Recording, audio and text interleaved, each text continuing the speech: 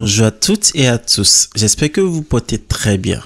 Aujourd'hui, nous allons voir l'utilisation d'un composant très important, je dirais, dans Talent Studio. Donc ce composant est tout simplement le composant tFile Input Ray. Donc si vous me suivez, c'est-à-dire si vous êtes déjà abonné à ma chaîne ou si vous avez suivi mes différentes vidéos de formation sur Talent Studio, vous allez sûrement remarquer que je n'ai jamais parlé de ce composant. Par contre, nous avons déjà vu par exemple l'utilisation du composant tFile Input Delimited ou encore tFile Input SL. Voilà. Mais nous n'avons pas du tout utilisé le composant tFile Input Ray. Donc comme son nom l'indique, file, cela veut dire tout simplement que c'est un composant qui va nous permettre de lire un fichier. Mais comment ce composant se comporte? Quelle est l'utilité de ce composant? Et pourquoi peut-être dans nos différents jobs, Talent, nous pouvons être amenés à l'utiliser? Donc ces différentes questions, vous pouvez tout simplement trouver les réponses à ces différentes questions à travers cette vidéo de formation. Donc sans plus tarder, qu'est-ce que nous allons faire en un premier temps? Je vais vous montrer le fichier que nous aimerons lire. Donc, voilà, notre objectif est de lire ce fichier. Donc, comme vous pouvez le voir, c'est un fichier qui s'appelle tbcategoribrut.csv et ce fichier normalement comporte deux colonnes. Donc, nous avons la colonne CD catégorie et la colonne LB catégorie. Et donc, chaque colonne est séparée tout simplement par le séparateur pipe. Voilà. Donc, vous savez déjà comment lire un fichier. Donc, étant donné que c'est un fichier CSV, par défaut, vous allez me dire, d'accord, nous allons utiliser le composant tFile Input Delimited, ce qui est vrai, puisque en utilisant ce composant, cela va fonctionner. Voilà. Mais vous serez confronté à un problème si vous utilisez le composant tFile Input Delimited. Donc, quels seraient les problèmes que vous pouvez avoir? Donc là, par exemple, si vous prenez la deuxième ligne, comme vous pouvez le remarquer, vous avez bel et bien le séparateur de colonnes. Donc, vous avez pipe. Et donc, ici, vous avez la première colonne et là, la deuxième colonne. Pareil pour la troisième ligne. Pareil pour la quatrième ligne. Par contre, au niveau de la cinquième ligne, vous avez bel et bien le séparateur. Sauf que sur la sixième ligne, vous avez tout simplement une valeur. Mais ici, qu'est-ce qui se passe? Ce fichier, tout simplement, a un petit souci. Le souci est que, vous voyez, autre catégorie est venue à la ligne. Normalement, nous ne devons pas avoir catégorie à la ligne. Nous devons tout simplement avoir catégorie tout simplement ici. Voilà. Donc, vous voyez, normalement, on devrait avoir un résultat tel quel. Et donc là, le problème que nous aurons si nous utilisons le composant tFile Input Delimited est que vous allez tout simplement avoir pour chaque colonne, donc pour chaque CD catégorie, vous allez lire C001, 002, 003, 004. Et ici, vous allez tout simplement les catégories parce qu'il n'y a pas de séparateur. Donc le composant tFile Input Delimited va considérer que la sixième ligne est une ligne et donc il va lire cette ligne tout simplement.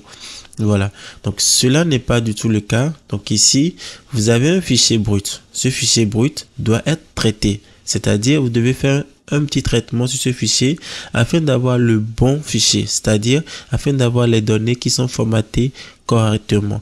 Voilà, et donc ici, le résultat attendu, comme je l'ai dit, est d'avoir un fichier qui va se présenter comme suit, exactement comme ceci, vous voyez.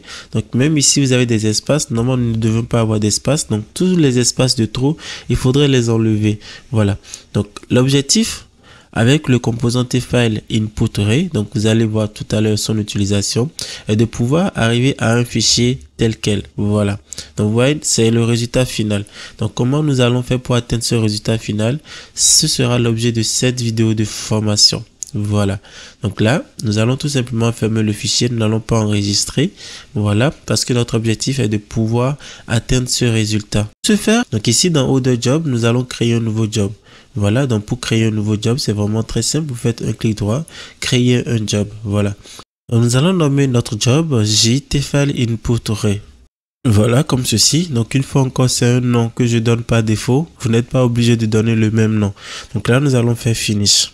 Là, vous allez ajouter le composant tFile Input Ray. Donc voilà, donc en saisissant tFile directement, vous pouvez voir donc dans la liste donc que Talent vous propose les différents composants qui commencent par tFile. Voilà. Donc ici, nous allons choisir tout simplement tFile Input Ray. Voilà, comme ceci. Et là, il faudra configurer ce composant. Donc comment fonctionne le composant tFile Input Ray? Comme vous pouvez le voir, vous allez tout simplement lui spécifier le chemin d'accès. Donc le chemin d'accès de quoi? Le chemin d'accès de votre fichier. Donc c'est vraiment très simple. Nous venons tout simplement de définir le chemin de notre fichier. Donc ici, au niveau du mode, nous allons laisser le mode lire le fichier comme une chaîne de caractères. Donc qu'est-ce que cela veut dire? Cela veut dire tout simplement que le fichier que je vous ai montré tout à l'heure, Talend va considérer ce fichier comme une chaîne de caractères.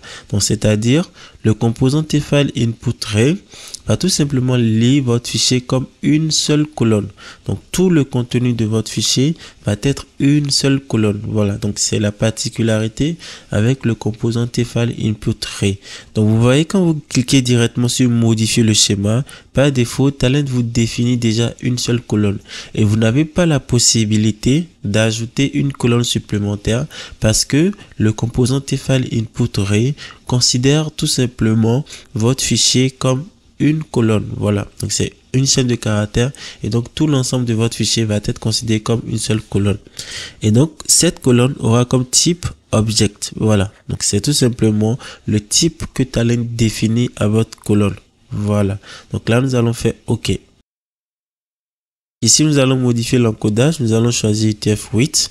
Voilà. Et donc, en un premier temps, vous allez ajouter le composant TLogro. Donc, ce composant qui est très intéressant parce que cela nous permet de vérifier souvent le bon fonctionnement de nos jobs. Voilà.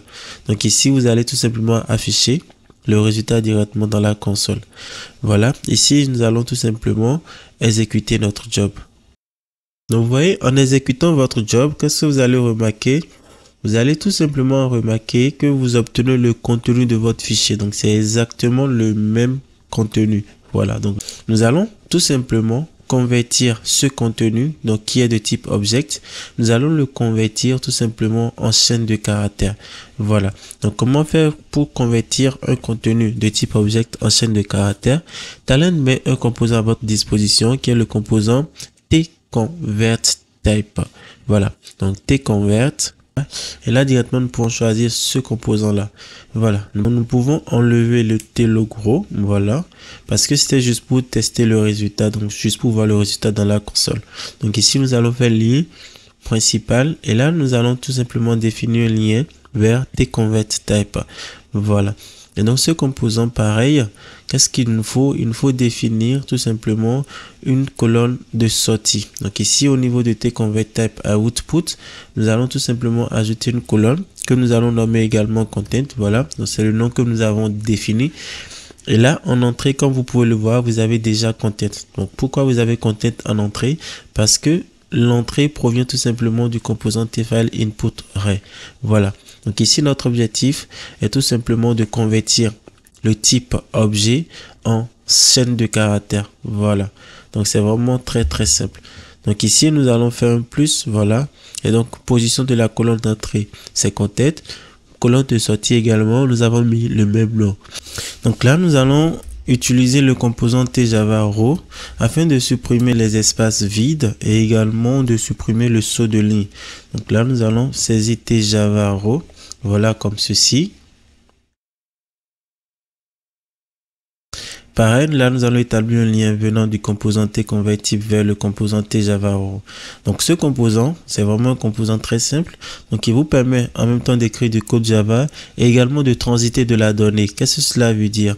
Cela veut dire qu'à travers le composant tjava_row, vous pouvez faire de la transformation de la donnée, mais vous pouvez également récupérer des données en entrée et envoyer ces données-là vers la sortie. Voilà. Et donc, ici, nous allons ajouter le composant TLogro juste pour voir le résultat. Voilà, donc pareil, nous allons établir un lien, voilà, comme ceci. Et donc ici, qu'est-ce que nous aimerons faire? Nous aimerons tout simplement supprimer les espaces vides et également le saut de ligne, voilà. Et donc le code est très simple, c'est vraiment un petit code Java qui vous permet de faire cela. Donc ici, output_row.content est tout simplement le output, c'est le résultat que nous allons voir ici en sortie. Et là, le content est tout simplement le nom de la colonne.